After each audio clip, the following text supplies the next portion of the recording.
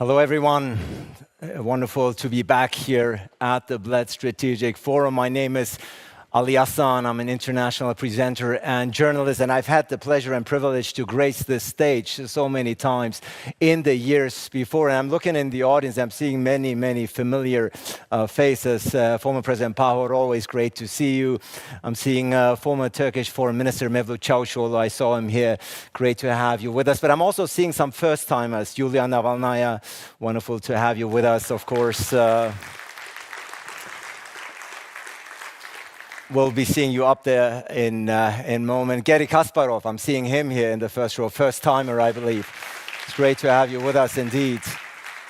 So as you can see from the names, and of course many, many Western Balkan leaders whom I have the pleasure of sharing the stage in just a moment. But it is really, truly delightful to be back here at the Bled Strategic Forum. And those who've been here before in previous years, they know that this was a relatively small regional conference. But look at it now. It's a full audience, many people waiting in line still to get in, if you will. And I think that speaks a lot to the efforts and credits of the Slovenian government, of course, the current one, the previous ones, to Tanja Fajon, the host, Peter Gürk, the Secretary General, and his team. Let's give them another round of applause for this really great accomplishment that they have managed here over the years. And so much so has the BSF, the Bled Strategic Forum, gained in international reputation that word has spread all over the globe, including New York and the United Nations. The UN Secretary General, Antonio Guterres, would have loved to be here.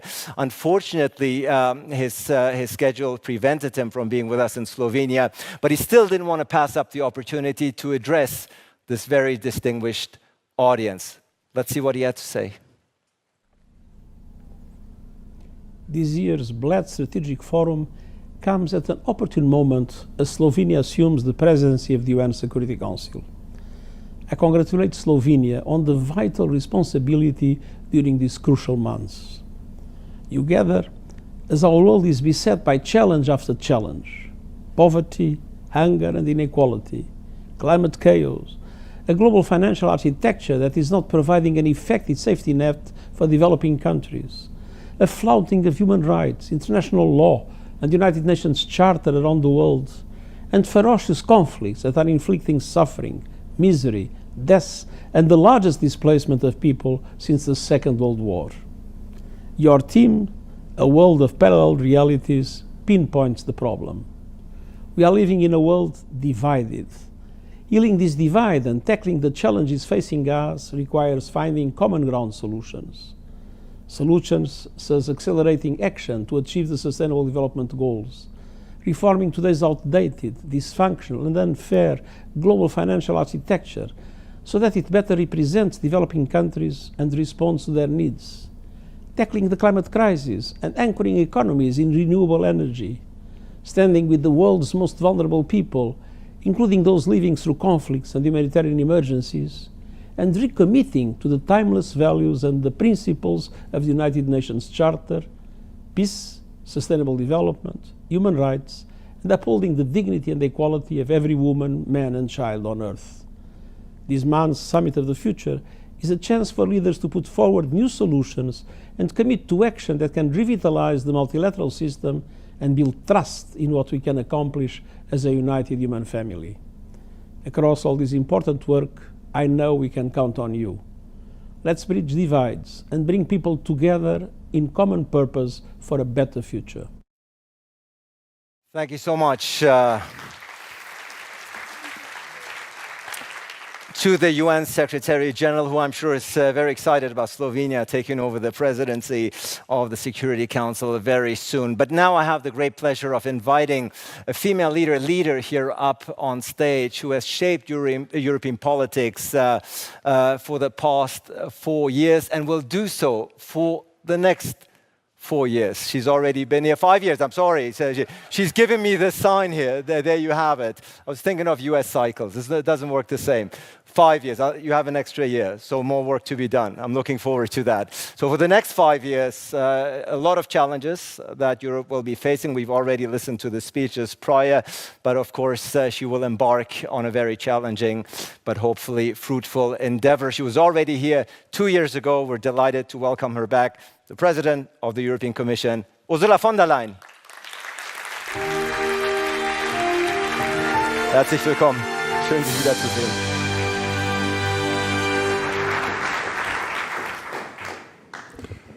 Thank you very much, Prime Minister Gallop, President Musar, dear Natasha. Prime Minister Gallop, dear Robert, I thank you very much for taking me to Črna this morning.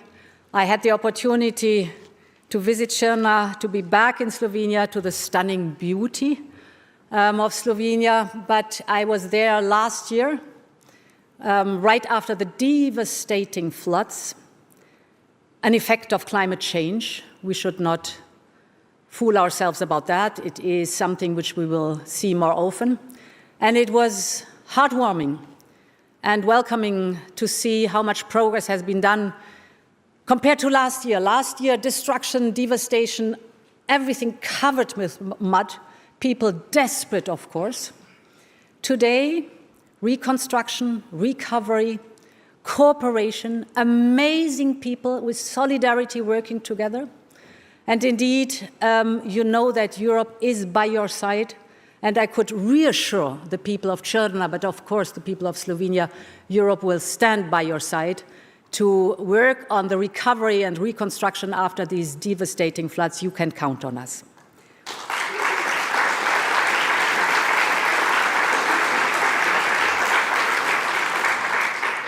I'm very pleased to see here Prime Minister Plenković, my dear Andrej. Yes, please, please. All the Croatians in the room. Prime Minister Rama, dear Eddie, needs an applause. Prime Minister Vučević, we have not met personally so far, but we will soon have a bilateral. Excellencies, ladies and gentlemen, your applause first of all. This forum has become a tradition. And it is also a testament to Slovenia's global leadership. The same leadership that we all see in action this year through your work in the UN Security Council and the words of the Secretary General Guterres speak for themselves. You have been an honest broker in turbulent times. So congratulations to you, dear Robert, and to your Foreign Minister, Madame Fajon.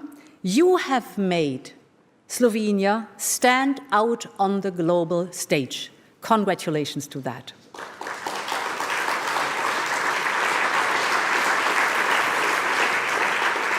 Now, the title of today's Bled Forum is A World in Parallel Realities. And yes, it is a sobering assessment of the new environment we live in. We've just heard it. This is a moment of fracture for the world. And one of the main fault lines has opened up right here on our continent. Russia has chosen to burn its bridges with its European neighbors by invading a peaceful country. Putin and his cronies have shown that they do not believe in a global order based on rules.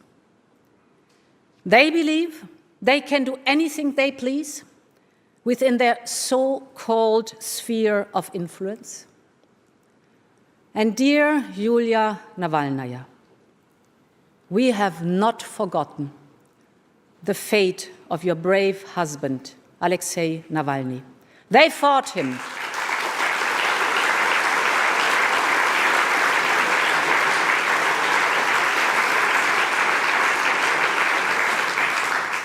The Kremlin's cronies fought him. They imprisoned him. And ultimately, they killed him.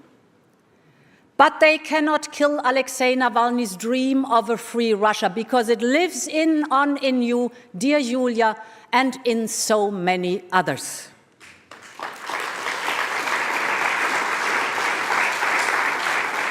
Ladies and gentlemen, I was asked to focus on the Western Balkan, and I'm very happy to do so. Throughout history, this region has often been a frontier between worlds, between East and West, between North and South. But its new generations have chosen a different path. They have chosen to be part of a common European family. They have chosen to travel, to trade together, to thrive together with their European neighbors. The current Russian leadership, living in the past, refuses to accept this simple reality. Whenever there's progress towards reconciliation and regional integration in the Western Balkans, the Kremlin tries to stir up old conflicts. Russia is constantly at work to sow division inside the Western Balkans and between the Western Balkans and the rest of Europe. But, ladies and gentlemen, the vast majority of people in the Western Balkans do not want fragmentation. They want integration, and that's what we must deliver for them. During the first mandate of the European Commission, enlargement has returned to the top of our political agenda. And let's be very clear. Russia's full-fledged war in Ukraine is for Europe a turning point like 1989. We live in a different world, and we are forced to rethink our policies and objectives. If making Europe economically competitive and capable of defending itself, if this is our fundamental objective, then I see the Western Balkans' integration in the European Union as critically important. In the age of geostrategic rivalries, a larger European Union gives us a stronger voice in the world. A bigger single market increases our competitiveness and our leverage as a trading partner. It gives us the tools to respond to blackmail and unfair competition. It gives us a greater common purchasing power. Enlargement is an investment in our collective strength and security. In other words, we want a strong, competitive, and secure Europe. Well, this includes the Western Balkans as well as Ukraine and Moldova in our European Union, and all those whose European aspirations are matched by their deeds. And this is why we have instilled new life into the enlargement process. We have started accession talks with Albania and North Macedonia. We started accession talks with Ukraine and Moldova. Bosnia and Herzegovina can be next in line. And I want to thank explicitly Slovenia for your relentless work on this. Many thanks for that. You are really a good friend of Bosnia and Herzegovina.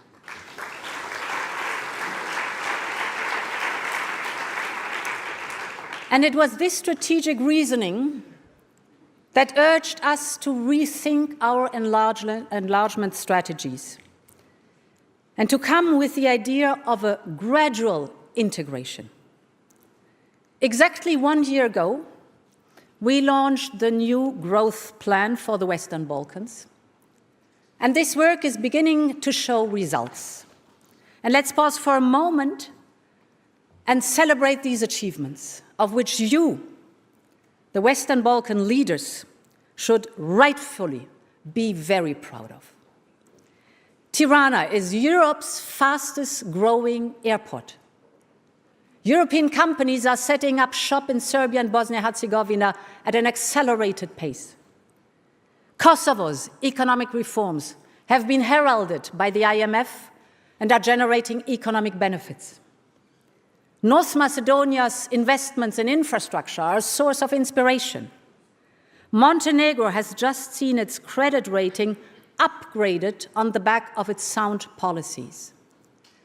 By the end of the year, 3 of you could already join our single euro payment area, and this will generate savings of over 500 million euros every year once you are all in.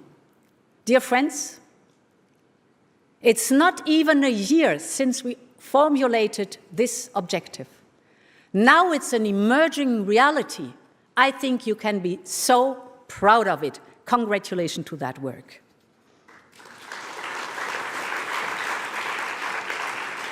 And later this month, our 6 partners will adopt their brand new reform agendas. They have identified some far-reaching and often overdue reforms, ranging from justice reform to the fight against organized crime, from public procurement to electricity market integration. These new reform agendas are linked to 6 billion euros in European investment. Every reform will unlock new investment. So this growth plan is basically the same model as our own recovery plan. You know it, Next Generation EU. The principle is reform gets investment. And when all these reforms will be completed, each partner will receive roughly as much aid per person as the Western Balkan would under the European Union's cohesion policy. This is a huge step forward. And why is it so important? It is important because the European Union is in the process of reinventing itself in the new geopolitical context. And we want our Western Balkan partners to be active participants in the conversation on the future of the European Union. And as we have many friends here today from our candidate countries in the audience, let me be very clear. I want our work to speed up even more. In the next Commission, enlargement must be a full-time job that allows undivided attention. And this is why I will appoint a dedicated commissioner for enlargement. Let's write history together.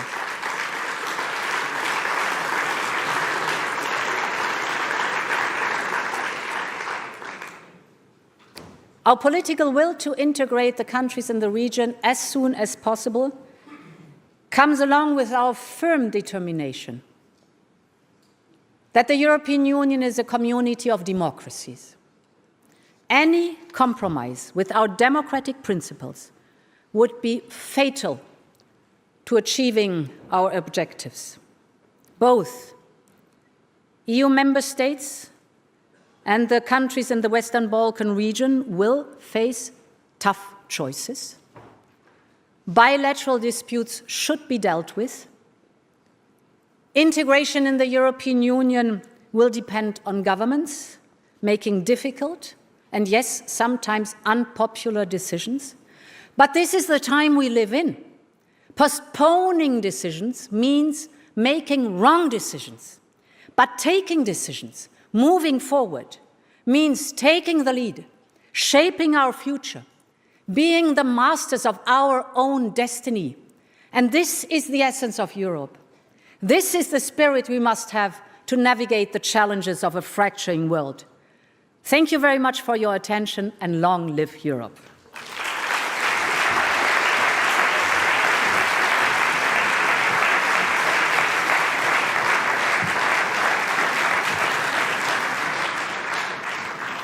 Thank you so much to the President of the European Commission, Ursula von der Leyen, for your remarks and for your attendance. Thank you so much indeed. And of course, you've provided a perfect segue. You've talked in detail about enlargement, and that's what, amongst others, what the next panel here on the stage will be all about. And I'm delighted to be shared by 4 very strong and outstanding leaders from this region. For the leaders panel, ladies and gentlemen, please welcome the Prime Minister of Slovenia, Robert Golob, the Prime Minister of Croatia, Andrej Plenković, the Prime Minister of Albania, Edi Rama, and Prime Minister of Serbia, Milos Vučević.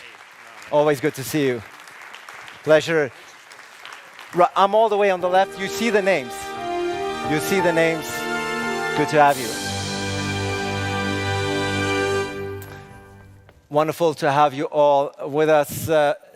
Prime Minister Rama, whenever you and I are on the stage, things tend to go viral. I think this is why they put me close to you. Because we have Turkish roots together, yeah. Well, there you have it.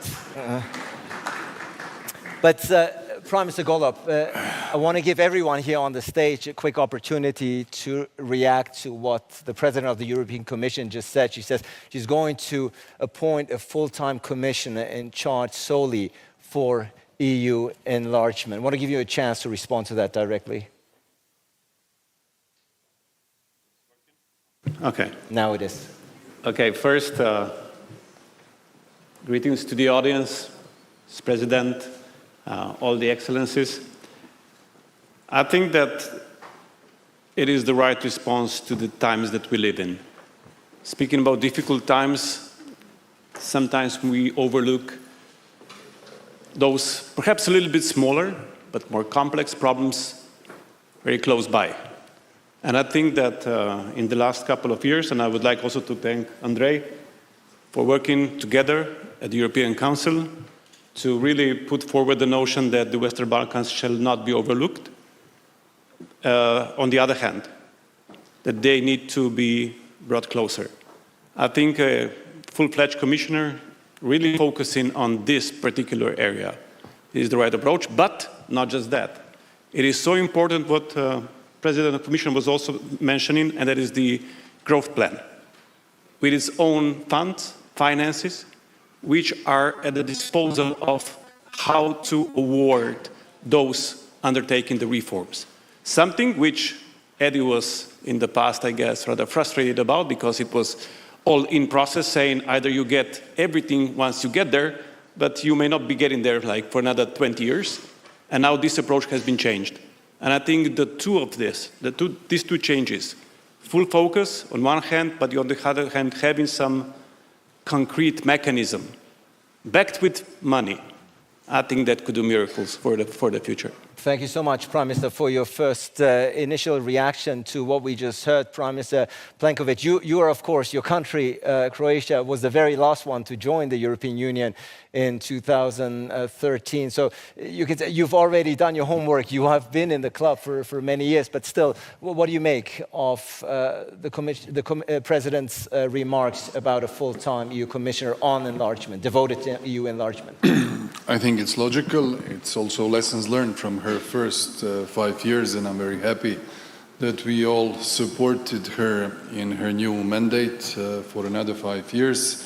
This is the time when the enlargement portfolio will require some deliverables, because the last real deliverable was when Croatia joined, and that was already more than 11 years ago. I think we managed over the past few years to somehow move the Western Balkans topic up to the agenda, because it was lost for a while somewhere between the chairs. However, we should know that the biggest promoter of enlargement in the last couple of years was Putin. Had he not invaded Ukraine, we would have never shifted Ukraine, Moldova and Georgia into the same basket as the Southeast European and Western Balkan countries. So therefore, this is one of the topics that will be high on the agenda, but requires a lot of work by all the member states who are in the pipeline, and will be ready to support them, of course, linked to the fulfillment of many, many criteria which are there. Yeah, thank you so much, Prime Minister Plenković. Prime Minister Rama, your country, of course, the EU has opened accession negotiations with your country, with Albania, in March 2020. No, the US didn't yet. The EU. Did I say US? You see, today I'm completely on the US mode. I don't know what it is. I think I watched too much Trump tweets this morning. Because you work for them. Yeah, well, not quite. I used to work for CNN and ABC News. Once you work for them, you always work for them. Is that what it is? No? Well, I have to check my... Well, the payment did not come last month, so I will check that. But in all seriousness... Be careful, because if the payment don't come, something bad come. Is that what it is? Well, I'm here in good company. There's a lot of security. I think I'm good for now, at least for They this time. control security here. Yeah. Yeah, it's an independent country, but still, you know. Yeah. Prime Minister, let's get back on track if we can for just a second and talk about EU enlargement. Obviously... First of all, I told you here, I told you again a few days ago in Prague. Yes. When you invite people from the Balkans, stop putting these chronometers in front because it's too German and I don't like it. Yes. So what you the want? Slovenians put it up, not the Germans. But they are already too German, but you are Ali Aslan, and too German is not good. So that's what the AfD says. But anyway, it's... that's why Americans recruited you easily. Well, there you have it. I like how my reputation is now going to be fully destroyed thanks to you. If I may. No, they'll fear you now and they'll invite you more. Prime Minister, second attempt to get back on track here. Let's... we're going to have a full-time... We're going to have a full-time... Don't tease me. We're going to have a full-time EU commissioner now in charge of EU enlargement, something that you've been vying for many, many years. That's good news. I was very encouraged because finally I heard someone else, and in this case, someone speaking on behalf of a member state that said what I'm saying since day one of this openness towards the Balkans, that this is the diligent work of Vladimir Putin. So it was Vladimir Putin that had to aggress a country to help the European Union to understand that it's living in a parallel world, because this is the name of the forum, right? So now these parallel worlds are getting closer, and what Ursula already said is absolutely true, and it's also very encouraging, because it was a year ago here in Bled that she promised this new growth plan, and now the new growth plan is on track, and we are hopeful that more will happen, and that in the meantime that we have to do all the neurotic work to be considered ready to enter the European Union, to get more tools and to enter in different areas of the European Union, which before this new growth plan were completely not allowed for us. So it's a moment that I think being positive about Europe and the European Union is not working for the Americans. It's true. Yeah. Well, there you have it. But in all earnestly, of course, Albania's ambition to join the EU obviously unwavering in this regard, and echoing what Prime Minister Plenković said, if it hadn't been for Russia's attack against Ukraine, probably this new momentum that we're seeing would not have been as evident as is currently being displayed. Prime Minister Vučević, welcome to the Bled Strategic Forum, a first-timer, I believe, here at the BSF. Last year, actually, I sat here on this very stage with your predecessor, with Ana Barnović, who said Serbia has no plan B regarding the EU. Is that still the case? Yes, indeed. It's something what is geostrategical definition and main political goal for Serbia in last 20 years. Something what we didn't change and we don't want to change. Regarding the speeches that we heard from the President of European Commission and of course President of the Republic of Slovenia, Minister of Foreign European Affairs, is something what should encourage us from Western Balkans. Sincerely, I would like that we heard some data about Serbia and concrete results that has been in our European path, because we are very proud of that we we had huge and serious and deep reform in affair of justification of justice, and of course reform of electoral issues, media issues, many issues that are very important in overall our reform process. But Serbia remains on European path. If I may, to add something, and it's related with this title, Parallel Realities. The big question in front of us from Western Balkans is our expectations regarding enlargement, something parallel reality in terms of expectation from Brussels. I would like that it's not, that we have the same goal and it could be successfully delivered in next period. I cannot say is it 2030 or some another year, because in previous periods we were bombed with many dates and years, and unfortunately it didn't happen. But I believe that in upcoming periods, especially what Madam President of the European Commission said very clearly, that next commissioner will be fully dedicated to process of enlargement, will be something what brings good news for Western Balkans. And I'm not happy if we needed to see some war in European territory and to understand the importance of rounding off or encompass complete European territory, including Western Balkans. I think that Western Balkan states and people deserves this much before. Yeah, the Western Balkans certainly a very vibrant region with vibrant countries, and their addition to the European Union, I think nobody in Brussels or beyond would doubt the valuable contribution that they would make.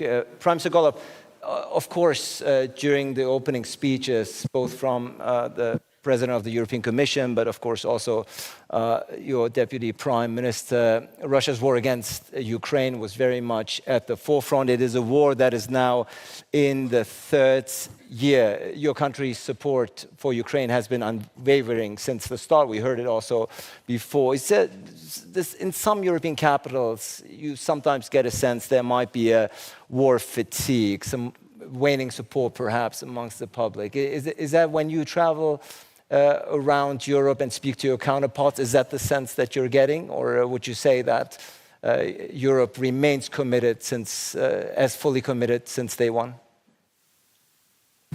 Well, honestly speaking, I wouldn't say I need to travel that far. You can go to Ljubljana and you can experience that. I think it's all around us. It has to do with increasing Russian propaganda as well. Which is all over. We could see it in action during the EU elections, but even before. And it's an ongoing battle regarding what is the truth, which is also an ongoing battle when it comes to other issues regarding Russia, like the opposition and what the regime is doing to its own people, not just to Ukrainians. So I think it's just something that we need to take into account, never fall asleep, and keep diligently working upon, but also recognizing people that are doing much more difficult job while fighting the regime from the inside, exposing their lives. And I have to admit that, and my condolences again, and I was really sorry to hear that we were this close to get Mr. Navalny out of it, because the exchange that was undergoing was really including himself, but it could be also his death sentence that he was included. That really, so it's a perplexing word, and we are dealing with people that are very hard to predict and usually not having any good in their mind. So expressing my deepest gratitude for those working from the inside, which does not apply, and I need to be honest, to Russia only. It applies also to Israel. And this is one of the controversial topics for today, but I think that wherever the opposition goes against a regime which is violating humanitarian and international law, we need to support it. And for that reason, I also congratulate all those voices within Israel claiming for peace and asking Netanyahu to stand back. I think this is the only way forward.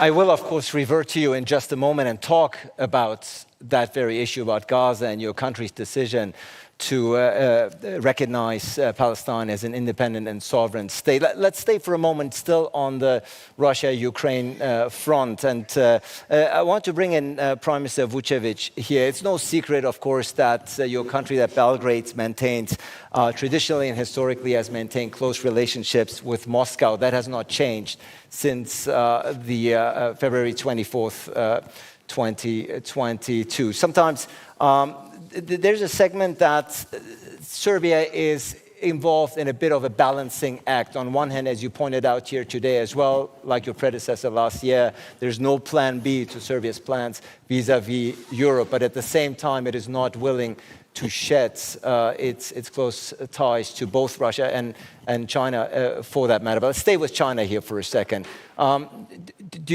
you find it problematic, this balancing act between trying to become an EU member at the same time maintaining close relationship with Russia? You know, Serbia doesn't hide anything. You know, we are a sovereign, independent country with main international goal to become full member state of EU. Till that, we have full right to protect our national and state interests in a way that we consider is the best. So we don't do anything behind the scene. You know, we have a little bit different opinion about sanctions and generally how it helps to see the end of war, because we as a Serbia were imposed with sanctions during the 90s. We suffered a lot, and we don't believe in that politics. I don't want to sound as someone who is a total and pessimist, but I don't see the full results of sanctions. But okay, we will see. I believe that all of us have to strive to see the peaceful solution and finally end of war in Ukraine. But nevertheless, I want to very strong emphasize fact that Serbia fully recognizes territorial integrity and sovereignty of Ukraine. And we have voted for all resolutions in United Nations regarding that topic. Ukraine is our very close friend. They are also Slavic brothers as Russians for us, so we don't have any problem to say that very clearly. Ukraine doesn't recognize so-called independence of Kosovo, so we have full respect to Ukraine as we have to Russia. Regarding China, you know, President Xi visited Belgrade in 8th of May, but the day before he visited Paris. He met with President Macron and Madame Ursula von der Leyen. Then he went from Belgrade to Budapest and met with Prime Minister of Hungary. You know, we want to see what we can get the best for our economy and for our people, but I would underline once again, emphasize our main international goal is to become full member state of European Union. That's something what we don't change, and we don't say that because it's good to say that, you know, it's just matter of formality. And let's repeat and repeat. It's for us good. No, we really believe that there is no completed process or project of Europe without Western Balkans. I don't understand why we call that Western Balkans. I think that Andrea is a little bit older than me. It was just Balkan, but rather I will use term of title of European Balkans. But okay, Western Balkans. Without Western Balkans, European Union cannot round off all main issues: economical, security, culture, all. It's you know, empty hole, which without this territory you cannot speak about completed Europe. Yeah. And we don't have any problem to see that some former Soviet republics, we are speaking about Ukraine or Moldova or Georgia even, have their own accession process. It's okay for them, but it's not fair. It's not fair for Western Balkan states, that we are somewhere in corner, because, as you said, all of you said, we have new geopolitical momentum, war in Ukraine. But okay, we understand that, but you have also to count our efforts from Western Balkans, that we are also part of Europe. And I think I think that it should be also part of Europe. Is nobody here in this room or beyond? No. I just want to close our positions when we are speaking about. Absolutely. Well taken, well received, Prime Minister. Indeed, you've laid out the necessity or your priorities in this East-West Balancing Act, and as you pointed out, the recent visit by French President Macron certainly a boost from the Serbian perspective. And Chancellor Scholz. And nobody mentioned that Serbia signed one of the most important agreements with the EU in terms of critical materials. And it's not an easy decision for us. Not for political establishment, but environment, social environment. And we decided to let's say, to deliver and to develop this project with EU, not with other foreign partners. Prime Minister Don't Rama, forget. Again, just to round up the Russia-Ukraine, if you will, angle here. Your country, like Slovenia, like so many other countries on this continent, has been... You mean we like Slovenia or we are like Slovenia? Like Slovenia and other countries. I'm sure you like it, otherwise you wouldn't be here each year. Yes, of course. Clearly you appreciate Slovenia and the BSF. But more importantly, like Slovenia and other European countries, you too have been unambiguous in your support for Ukraine. You signed close treaties and partnerships with Zelensky, President Zelensky himself. You, of course, your country has a certain history with communism, Soviet Union. I think does your support for Ukraine stem from your history as well here? No, from our history, we learned that in Russia the music never changed. And it's also on the Russian story of the anthem, which we had the chance to talk, because when Stalin needed the text for the anthem, he needed something very strong and brutal. And then when Khrushchev came and he thought that certain things had to change and Stalin had to be somehow put aside, he asked the same writer of the anthem to write a different text. And then when Yeltsin came, was not anymore Soviet Union, and the same writer who was very old came to write a different text. And then Putin wanted a very different text, but the music always the same. So and we learned in the hard way, because we were not like all these guys. We were completely isolated from both the West and the East. We were like North Korea of Europe, and being unambiguous, it's how we are. We were unambiguous about Ottoman Empire even after the Turks themselves decided that it was not anymore a good idea. We were unambiguous about Stalin even after the Russians decided it was not anymore a good idea. So we'll be unambiguous about the EU and the US partnership even when Americans and Europeans may decide it's not anymore a good idea.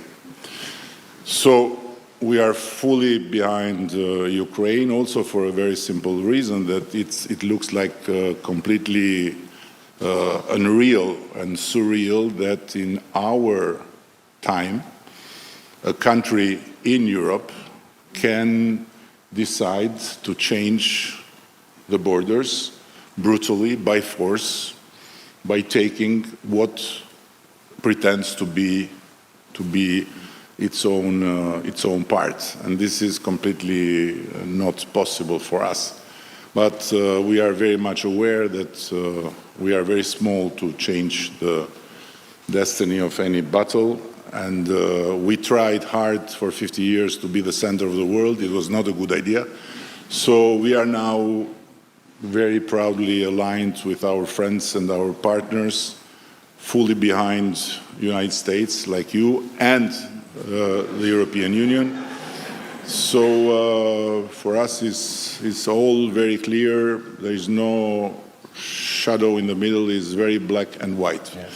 I just want to add one thing, which I don't really understand about the democratic countries and about the big democracies, not about us.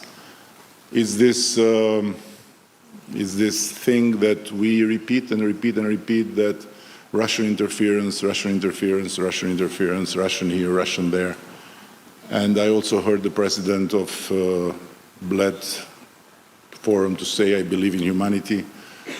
But when you see how the Russians are getting everywhere, through the tools that we are letting there for free, destroying every day our children, destroying every day the sense of community, the sense of communication, the sense of democracy itself, and I'm talking about the social media, I don't understand anymore what needs to happen to realize that social media, in this way, like we are treating and like we are dealing with that, is the biggest asset Russians, Iranians, whomever else you want have.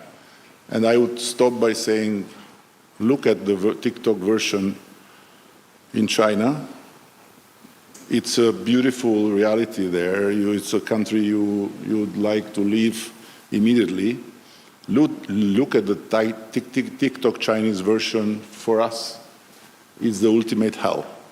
And we call it freedom. We call it I don't know what. But as long as we will not realize that freedom of speech cannot be equal to freedom of speech, we are sabotaging, and I use a word that the Russians like, sabotaging our own future in the name of something that it escapes me.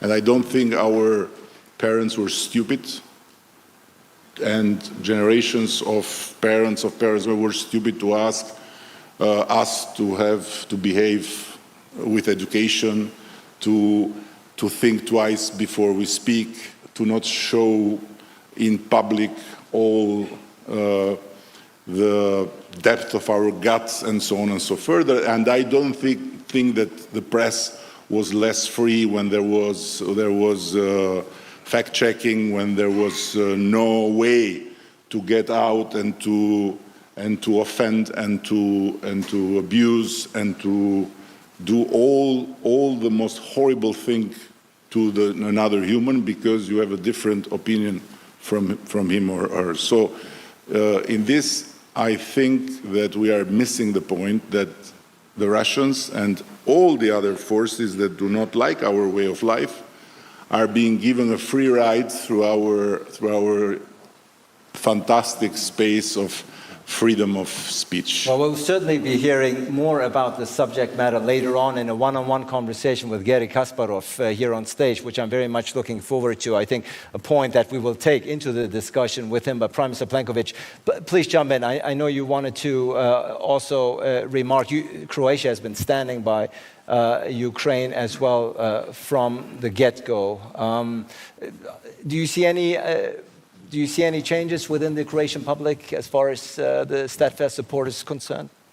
Well, first of all, I think that we should all give credit to the introductory remarks by President and Deputy Prime Minister and also Prime Minister of Slovenia for a little bit explaining the global context, how difficult the 2024 is, the year of the global elections and the year where we need to set course for the rest of this decade, whether it's the enlargement process, whether it's the security stability of the continent, Russia's aggression against Ukraine, or the situation in the Middle East, which can escalate. This is also something that we need to know. 3 points. One on the fatigue regarding issue of Ukraine. I think it's a false and imposed narrative which can only work in favor of Russia. There's no doubt about it. When you look at the facts and decisions, You look at the rollovers of the packages of sanctions, which are not there because we had nothing else to do. They're there because Russia violated international law and aggressed another country, which is Ukraine. I have to mark that Serbia was not also under Milosevic under sanctions regime because the United Nations and others had nothing else to do. It was due to the behavior, the aggressive behavior, and this is the point. This is one of the instruments which is a response. Second point is the support for Ukraine, militarily, politically, in economic terms, in reconstruction terms, is strong. We had strong debates about 7-8 months ago. We had one member state who stalled us and slowed us down in passing a 60 billion euros package for Ukraine, but eventually it was done. And this is important to note. So my feeling is this, despite the fatigue narrative, the support is very strong. The critical element is the mood and the willingness to defend its country within Ukraine. This is the key point. And I think that the efforts for peace, whether they come from the process that is now, let's say, linked to Switzerland, or whether there are some other initiatives, is also important, but we don't need just any peace. We need a just peace with respect of the territorial integrity of Ukraine. Otherwise, the message which is sent, okay, after 2 or 3 years there is fatigue, we'll acknowledge the status quo, and hop, there goes the territory and all of those victims. So we can't agree to disregard for the fundamentals of the work of the world in 2024. If we do that, then the door is open to any autocracy to basically bite away any democracy where they can and use the power of the strongest. Otherwise, the whole system will collapse. Absolutely. Thank you so much, Prime Minister. Prime Minister Rama, you won't like it, but we have less than 10 minutes to go. So there's still some issues I want to touch upon. And Prime Minister Golob, of course, both you and your foreign minister on this very stage had already touched upon the issue and topic of Gaza. Your country famously has followed Spain, Ireland, and Norway by recognizing an independent and sovereign Palestinian state. You tweeted on the day, you said, Slovenia's recognition of Palestine as a sovereign and independent state sends hope to the Palestinian people in the West Bank and in Gaza. What compelled you? What compelled you to take this important step, Prime Minister? Well, there are many reasons, but let me revert back to Ukraine and see how everything's connected. At the beginning of the aggression, Slovenia helped with all kinds of equipment that we had. Now we don't have any equipment left because we sent it all. But then when I met with President Zelensky, what was it, perhaps 2 months ago, and I asked him, how can we help? And he told me, well, we are losing the narrative in Global South about the double standards. And Ukraine needs support in Global South by countries like Slovenia, who has a very good reputation among the Global South countries. You know why? Because of our position regarding Palestine. So we are not doing it for this reason, but this is to show how double standards is really one of the issues with, unfortunately, most of member states of Europe do not put enough emphasis on. We do. And we were proud to stand in the company of Norway, Ireland, and Spain, sending the message to the whole world, not just to the Palestinian people, that we understand what is our moral obligation. It's not just lawful obligation because of international law, it's a moral one. It was a small sliver of hope, but every hope that we can send to Palestine is better than doing nothing. But predictably,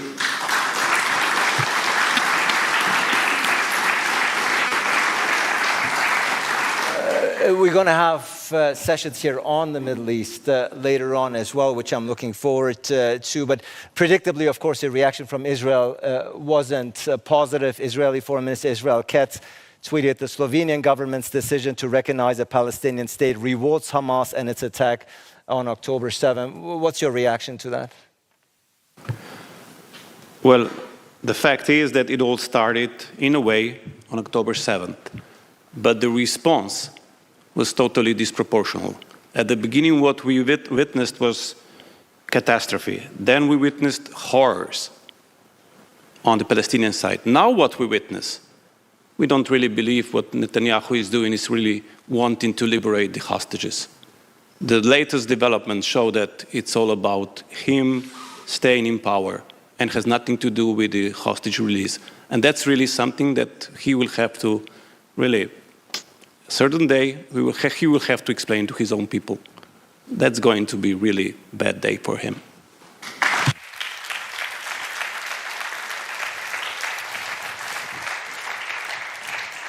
Just listening to you, it's very clear that you feel very passionate about this subject matter. Again, more discussion on that topic to follow. Keeping the time in mind, I want to do one quick final round where everybody comes in. As has been already pointed out by Foreign Minister Fayon, we have the Young Bled Strategic Fellows each year. Very great group. Where are they? Can we see a show of hands? Right there in the back. And they are listening to us. They're listening to you. They're listening to the speeches. They listen to us talk about Ukraine, about Gaza, all the things that Secretary General Peter Gürk has said, what is ailing our soul and our planet. I want to start all the way at the right with Prime Minister Vučević, and then we're coming down here. What is your message? What is your message to the young people who are hoping that that prime ministers, that the leaders are working for a better future, not just for yourself, but not for the current generation, but for the next one? What message of hope and optimism do you have for them? You know what? I would like... Can you speak into the mic? Yes, sorry. You know what? I would like that we have more speak about our mutual future, not to speak about some faraway countries and mostly to be stuck in past. Now I should, I don't know, give answer to Mr. Plenković, what he said about the 90s. He said that we are losing time because we will never be on the same position regarding what we survived during the 90s. And I will just repeat that I don't believe in politics of sanctions because mostly sanctions hit common people, not regimes. And I can witness about this because Serbia has been or was exposed in sanctions during the 90s. And if we always repeat what happened in the past and who is more guilty, who is not, we will not reach the main goal, what we nominated as a main topic for this conversation. I will be able to say, or free to say, the main topic also through speech of Madam von der Leyen. How we should encompass European territory. So together all European countries. Obviously we need the energy of new generation, the youngsters and people who are maybe not so under pressure from the past, and maybe they're more relaxed to speak about future. It could bring some positive vibes. And I will just say once again, without Western Balkans, you cannot speak about European project as completed. Just look on chapter from Paris, 1990s. Just look on chapter or declaration from Porto Caras in Greece, 2003. You will say, that's the main European goal of European Union. And I understand that it's main goal of Western Balkans country as well. So young generations are necessary. We have to understand necessity of their more engagement because they are relaxed from the past, and I think that they're bringing something positive. Yeah, thank you so much. Prime Minister Plenković, also your message to the young leaders who are looking for a message of hope, especially at a time the Prime Minister Vučević spoke about also Europe's obligation and Europe's role here in a time when some call it BRICS, some call it Global South, is certainly challenging the political and economic power of wealthier nations of North America and Western Europe. What can we as Europeans do to work on a better and brighter future here? Well, I think we should show leadership in the current context of the global challenges, which are multiple. First of all, regarding the climate change issue, which is the biggest challenge for all of us. In some, I would say, parts of the world, we are more aware, in others less. Those who are catching up in terms of the industrial development are a bit reckless about the consequences, but I think that Europe and the European polities are more than aware, and I think this issue is the number one issue. We see the global warming, we look at our summers, we look at drought, we look at fires, we look at all the natural catastrophes, and we will perhaps remember this extremely warm summer as one of the coldest summers after a couple of years. So that is one thing. Second is, I think Europe should be the biggest proponent of international law. It should be our biggest strength. We are, of course, working in strengthening our economies, in strengthening our energy security, strengthening our defense, strengthening our interior affairs cooperation. But if the international law fails, we are all unsecure. And this is basically the main issue of the global governance, and that's why this Summit of the Future that we shall be attending in New York is extremely important. And also in that respect comes the enlargement. I think that there is a clear commitment. Last year here we were talking about the 2030, you remember the debate. I don't think anybody will promise a date to the countries of the region, because everybody who promised something made a mistake. The ones that promised and the ones that hoped. So without the great pretending, I think it's better to work hard based on the individual merits and use the conducive environment which we have now, and then simply come to a result. And the young generation can really help. We should not perhaps be focused on the past, but we should not forget the past. And Serbia and sanctions is an example of the regime change, actually.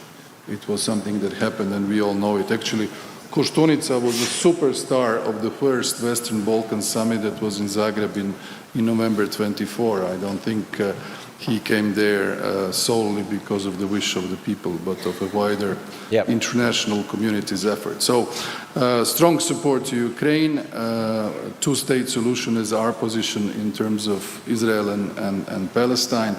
And that is something that should come as an agreement of the wider peace settlement in the region. Otherwise, if we have a permanent conflict, we are all on the losing side. For sure. And Europe's role, which you have emphasized and pointed out rightfully so, overcoming historical differences, I think is a very important point. The fact that France and Germany, for instance, post-45, got together in order to initiate this union might serve as an example for other countries here in this region. And as such is the global landscape that, as you pointed out, climate change, a huge issue we couldn't even get to because of the many conflicts that are ailing us. Prime Minister Rama, your final message of hope to the younger generation. Your time says 0000, and now you want me to give a message to the young generation. 2 minutes, yes. No, I have to say very frankly that when I was younger, or at least at the age of the people that raised their hands, I hated older people that would tell me, this is my message. I would...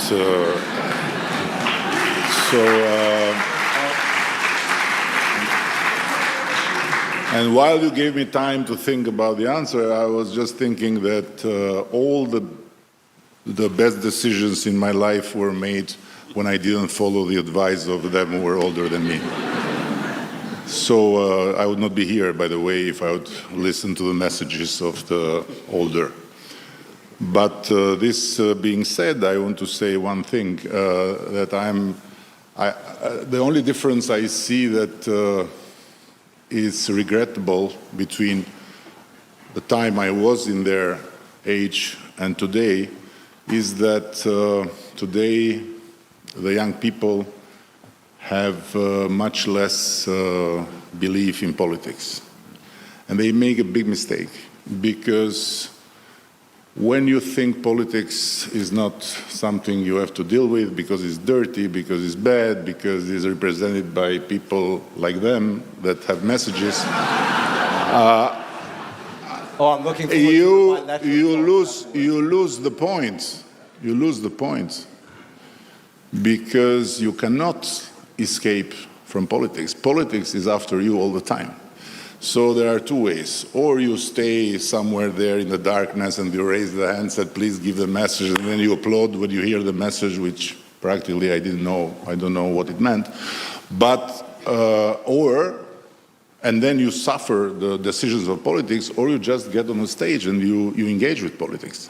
So one of the biggest harms, again, I go back to my thing about the social media and about all these things, is to discredit politics every day, to say that everything that politicians do is horrible, that all politicians are the same, they are thieves, they are hypocrites, they are lazy, and all these things, and to create the idea that there is a better life outside the space of politics. If the space of politics will not become better, life outside of space will become much, much more difficult. And to give the illustration end to end, because when you nod like that, you just are thinking with yourself things that you don't want to say, and better you don't say.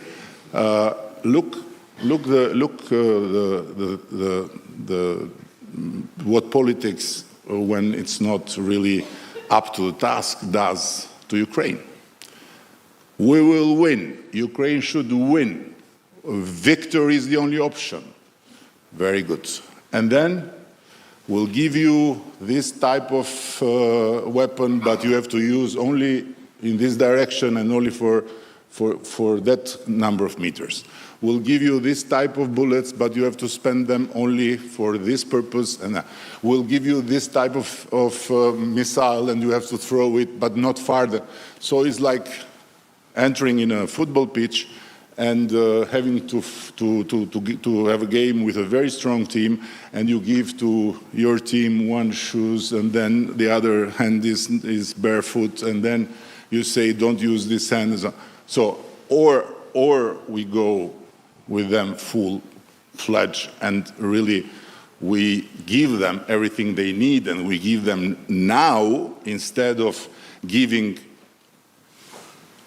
every time something more after some bigger damage has been done to them, or then we find a way to bring them together. But doing this kind of two things in the same time is practically creating as much harm as giving chances. So this schizophrenia between the values, the principles, and then the political behavior based on many, many other reasons has to end if really we want Ukraine to prevail. Otherwise, one day, books will be written, and the truth will be much bitter than when we are in the echo chamber and we all claim victory.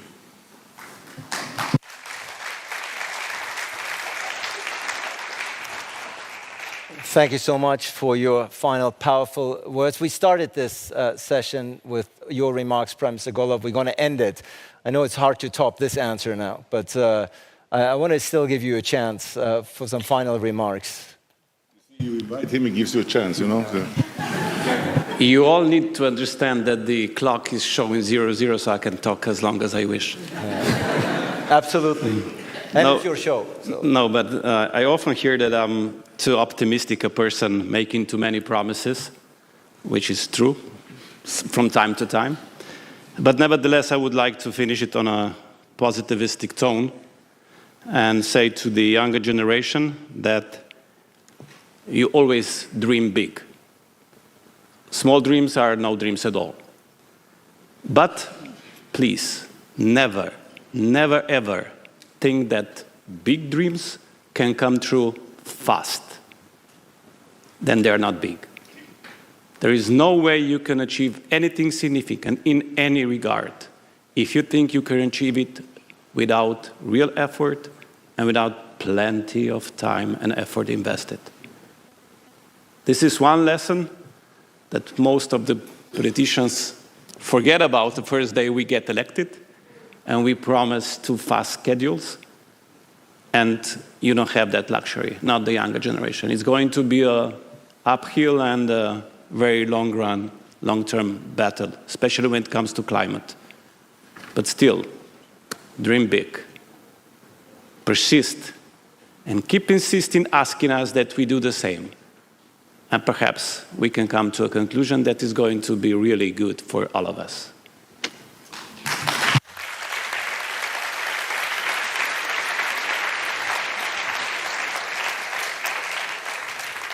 Ladies and gentlemen, this concludes this year's Leaders Panel, a world of parallel realities. Again, a lot of food for thought that our leaders have given us with something that I'm sure subsequent sessions will take with them. Prime Minister of Serbia, Milos Vučević, Prime Minister of Croatia, of course, always Andrej Plenković. Of course, thank you so much for your hospitality. As always, the Prime Minister of Slovenia, Robert Golob, and my good friend, Prime Minister of Albania, Edi Rama.